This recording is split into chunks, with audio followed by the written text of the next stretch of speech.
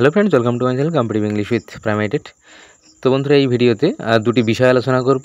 একটা হলো এই যে 2022 স্টেট পাস বলতে এই যে প্রাইমারি যে নিয়োগ 2025 যেটা ইতিমধ্যে শুরু হয়েছে, তো সেখানে শূন্যপাত বাড়তে পারে কিনা, তো একটা বিষয় কিন্তু উঠে আসছে, তো সেটা নিয়ে আলোচনা করব।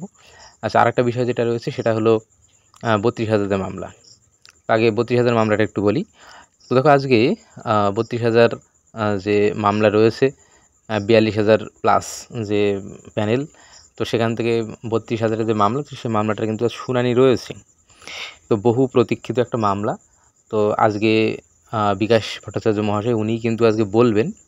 তো দেখ, মামলাটা শুরু হবে, তো এখান থেকে কী বিষয় উঠে আসে, তো সেই বিষয়টা কিন্তু আমি পুঙ্খানুপুঙ্খ তুলে ধরবো। তো অবশ্যই বিভিন্ন খবর পেতে আমাদের চ্যানেলের সঙ্গে যুক্ত থাকবে।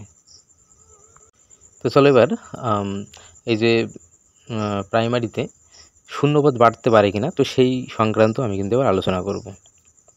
তো দেখো, তো এই যে আমরা একটা পেপার কাটিং যেটা দেখতে পাচ্ছি, তো এটা এখানে কিন্তু বেশ গুরুত্বপূর্ণ একটা প্রশ্ন কিন্তু করা হয়েছে। দেখো, যে প্রাইমারি টিচার পদে শূন্যপদ কি বাড়বে, এই প্রশ্ন কিন্তু করা হয়েছে। তো এই প্রশ্নটা যেটা করেছেন উজ্জ্বল মাঝি, তো ইনি অবশ্যই একজন প্রাইমারি ক্যান্ডিডেট। প্রাইমারি এই যে 2025-এর যে নিয়োগ যেটা শুরু হয়েছে, নিশ্চয়ই এর একজন ক্যান্ডিডেট উজ্জ্বল মাঝি।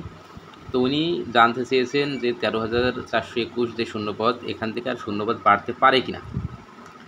তো তার উত্তরে কী যে জানানো হয়েছে বিষয়টা, তো বলছে আপাতত কোনো খবর নেই, তবে শূন্যপদ বাড়ার সম্ভাবনা আছে। তো দেখো, এই যে পেপার কাটিংটা যেটা রয়েছে, তো এখান থেকে হ্যাঁ, এবার এর যে ভিত্তি বা এর যে বাস্তবতা, তো সেটা আপাত দৃষ্টিতে কিন্তু বিরাট কিছু সেটা মনে হচ্ছে না। তবে আমরা যেটা দেখব যে 2022 স্টেট পাস যেটা করে দেখিয়েছে এর আগে 16 তারিখে, সেটা কিন্তু একটা ভ্যাকেন্সি বাড়ার মতো একটা আন্দোলন হয়েছে। তো সেই জায়গায় দাঁড়িয়ে ভ্যাকেন্সি বাড়াটা কিন্তু অস্বাভাবিক কিছু না। এটা অবশ্যই কিন্তু একটা পজিটিভ দিক কিন্তু এটা ছিল, এটা অস্বীকার করার কোনো জায়গা নেই। ইতিপূর্বে কিন্তু ভ্যাকেন্সি বাড়ানোর জন্য এত বড় আন্দোলন অন্ততপক্ষে পশ্চিমবঙ্গের বুকে খুব একটা দেখা যায়। তো দেখ, এই যে বিষয়গুলো চারিদিক থেকে এইসব পজিটিভ দিকগুলো আসছে, তো আশা করছি অবশ্যই কিছু না কিছু একটা ভালো বিষয় কিন্তু হতেই পারে। তো অবশ্যই প্রাইমারি সংক্রান্ত বিভিন্ন খবর পেতে আমাদের চ্যানেলের সঙ্গে যুক্ত থাকবে। ধন্যবাদ।